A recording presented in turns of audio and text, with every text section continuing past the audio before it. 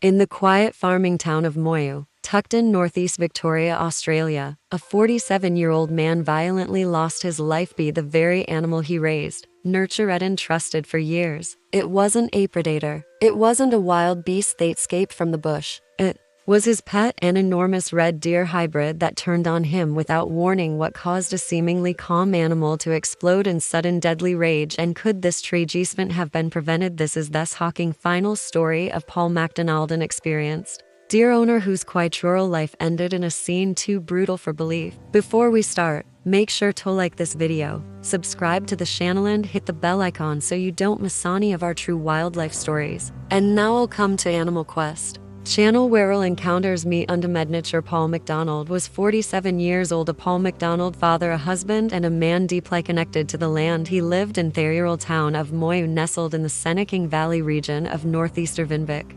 Australia, a place known for its rolling farmland, vineyards, and wide open skies, the kind of place where people know their neighbors, where trekked horsehair the road with kangaroos, and where life moves to the rhythm of the seasons. To those who knew him, Paul was calm, generous, and down to earth. He had lived on his property for years with his wife Mandy MacDonald and their teenage son. Family was private but well regarded in the community. Locals described Paul as Somione, who never made a fuss, who worked hard and minded his own business. But what set Paul apart was his unusual passion. While others raised cattle or sheep, Paul chose to care for something far less conventional: a male red deer, reportedly a hybrid with elk or wapiti, a towering antler animal that he had raised since it was young. For over 6 years, the MacDonalds kept the animal on their property in a fenced enclosure. It wasn't a zoo or a wildlife park. This was a family farm, a place of trust, routine, and familiarity. To Paul, this animal wasn't just livestock, it was something closer. It had been with the family for years, fed daily, monitored, watched as it grew from a cautious young stag into a massive muscular adult buck. It's not clear if the deer had a name, but what is clear is that Paul trusted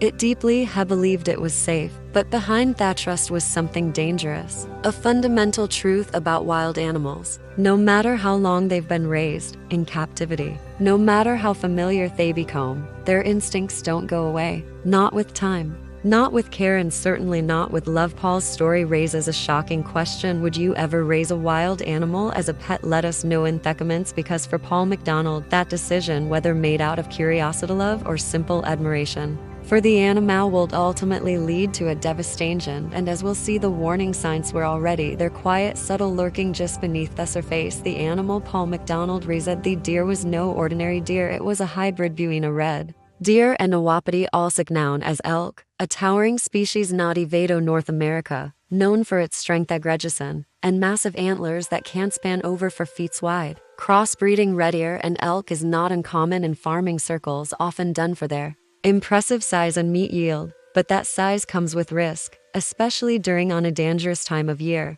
rut season, the annual breeding period for male deer and elk, when their testosterone surges and their behavior becomes erratic, aggressive, and at times violent. Experts across Australia have long warned, even captive raised deer can become deadly during rut. These are not domesticated animals. They are not cows or horses, or even dogs. They do not bond with humans in the way we might hope. And the moment the hormonal shift begins, instinct takes over. According to wildlife biologists, during rut become intensely territorial, often attacking anything they perceive as a rival or a threat. Other animals, objects, even humans. Paul MacDonald's deer was likely well over 200 kilograms, close to 450 lb, with a thick winter coat, hooves that could crush bone, and a set of hard-pointed antlers designed by nature for one-purpose combat. Most farms that house such animals follow strict precautions during rut: limited contact barriers, isolation. But Paul didn't own a farm with industrial fencing or commercial safety protocols. What he had was a basic enclosure on their rural property, secured with standard fencing, strong enough for normal conditions, but maybe not strong enough for a 450 lb wild animal in full hormonal rage. Still, Paul had raised the deer for 6 years, had believed it, trusted him. He had walked into that enclosure hundreds of times for it was routine. But that's the danger with routine, it blinds us to the shift, a look that lasts a second too long, a breath held a little tighter, the way an animal turns its body slightly toward you instead of away. Signs that for trained handlers scream warning. But for someone like Paul, a man who genuinely cared for this animal. It may have been easy to miss. It wasn't just Appet, it was a time bomb, and no one saw it, the tack ticking. It was Wednesday morning, April 17, 2019, just after sunrise. The town of Moy was waking up slowly, bathed in the pale gold light of early autumn on his real property. Paul McDonald stepped outside, coffee likely in hand, boots scrunching the dew-covered grass beneath him. It was a routine morning, one he'd repeated hundreds of times. Feed the animals, check the fencing, tend to the land. He walked down toward the enclosure where the red deer-elk hybrid waited. To Paul, this wasn't just a job. It was a rhythm, predictable, familiar. He knew the deer's moods, or at least he thought. Headed what he didn't know. What no one knew was that on this day the animal had changed. The rutting season was in full force. The deer's testosterone had surged and something deep in its brain, some-ancient primal reflex, had taken control as Paul entered the pen. The deer didn't hesitate. There was no warning growl, no nervous pacing, just sudden, explosive violence. It charged. In seconds, Paul was on the ground, helpless. The deer rammed into him with its massive antlers, then rose on its hind legs and came down hard again and again. Hooves the size of dinner plates crushed into Paul's chest and head, and sharp antler points punctured his body repeatedly. The attack wasn't random, it was focused, brutal, instinctive. The animal was treating him as a threat or a rival, and it wasn't going to stop. Mandy McDonald, Paul's wife, heard the noise. Maybe it was a yell or the sound of something crashing. She was nearby on the property, possibly walking toward the pen. And when she saw what was happening, she didn't hesitate. She ran straight into the enclosure, straight toward the beast. But it saw her too. The deer turned its rage on her, slamming her to the ground. Antlers came down again, this time into her back and legs. She screamed, trying to crawl away as the animal reared up again. And then a second figure appeared, their teenage son, witnessing the unthinkable, ran toward the chaos. With no weapon, no protection, just raw desperation. He grabbed the first thing he could, a stick, and with that stick, he fought. He swung at theater. He shouted. He threw his own body between his parents and the animal. It worked, at least for a moment. The deer hesitated, stepped back. The boy used that moment to grab his mother, drag her out of the enclosure, and call for help. Emergency services were dispatched quickly. Paramedics and police arrived at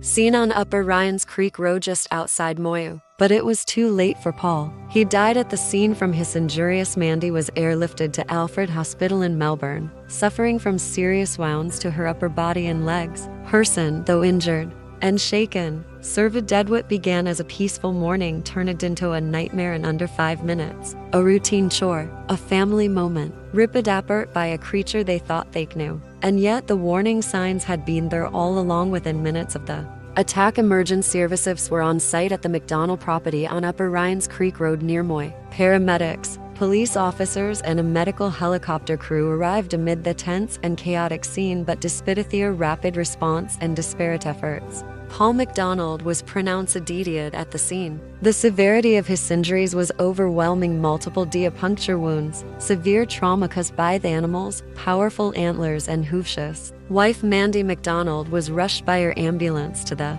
Alfred Hospital in Melbourne. She was in critical condition, battling injuries that included broken bones and deep lacerations. Her survival was a testament to both her strength and the quick action of her son, who had fought off the animal and summoned help. Law enforcement officers made a difficult but necessary decision for the safety of the family and the community. Red deer elk hybrid was euthanized in the property. The animal's aggressive behavior during rutting season had proven dangerous. The tragedy sent shockwaves through the small town of Moy, and local residents struggled to comprehend how such a loving family could be torn apart by an animal they cared for deeply. The story quickly spread, drawing national and international media attention. A spokesperson for Victoria Police stated in the days following the attack, the animal was in rutting season and displayed aggressive mating behavior. This tragic incident highlights the dangers of keeping wild animals even those raised in captivity. Wildlife experts echoed the warning, emphasizing the unpredictable nature of hybrid animals, especially during their breeding season, and the importance of proper management and safety protocols. Themdenald family's devastating loss became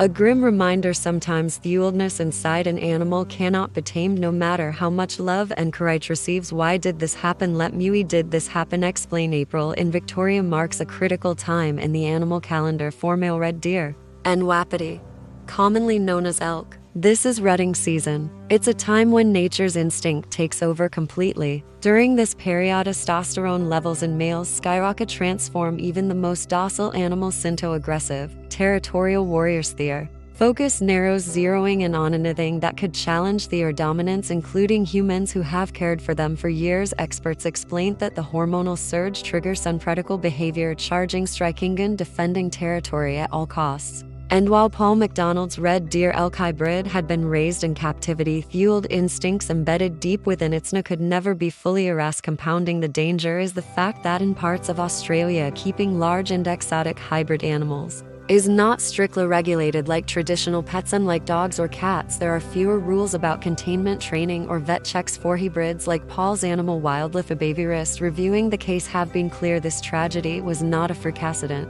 It was in fact entirely predictable given the animal's natural cycle and the risks inherent in keeping such a creature on a rural property with specialized facilities. As Oni expert put it during rutting, these animals are simply not safe to be around even if they seem tame. The rest of the MacDonald family's heartbreaking fate underscores a vital lesson. So me animals, no matter how much love they receive, remain wild, and their nature can erupt with deed-like consequence. Australia has a long and animal control laws complicated history, with exotic pets from camels wandering the outback to venomous snakes kept in suburban homes. Incidents of attacks have occurred across the country. Deer and other large wild animals are no exception. While they may appear calm and familiar, experts warn that their wild instincts never fully disappear no matter how much they are raised around humans. Wildlife authorities emphasize that taming is not the same as domesticating, and that wild animals, especially hybrids, can revert to dangerous behavior without warning. Paul MacDonald's tragic death has become a reference point in Victoria's ongoing discussions about animal control laws and public safety. A safety advisory from the Victoria Department of Environment, Land, Water and Planning clearly states, urge the public not to domesticate wild animals, no matter how safe they appear. The risks are real and the consequences can be fatal. Could stronger regulations, better education, or different choice have saved Paul? The answer weighs heavily on every pet owner who dares to keep the wild within their home. Conclusion: Paul MacDonald was a man defined by his love for animals and the rural life Heckerish. For over 6 years, he cared for a creature that was both majestic and wild, a red deer elk hybrid that had been part of his family's world. But on that fateful day in April 2019, that bond was shattered forever. Nature's untamable instincts erupted in a brutal attack that took Paul's life in Thiquiet Fields near Moya, Victoria. His wife Mandy MacDonald survived but will carry both the physical and emotional scars of that day for the rest of her life. Her teenage son, who bravely intervened, witnessed a tragedy that no family shall endure. This story stands as a solemn reminder. Nature has boundarious lines that when crossed come with consequence we cannot undo. He trusted the animal for 6 years, but in on a terrifying moment it turned into a killer. If this story moved you, please like, comment, and subscribe for more true and gripping animal encounter documentary. We want to hear from you. Have you ever had a close call with a wild animal? Share your story below. Thank you for watching and stay safe out.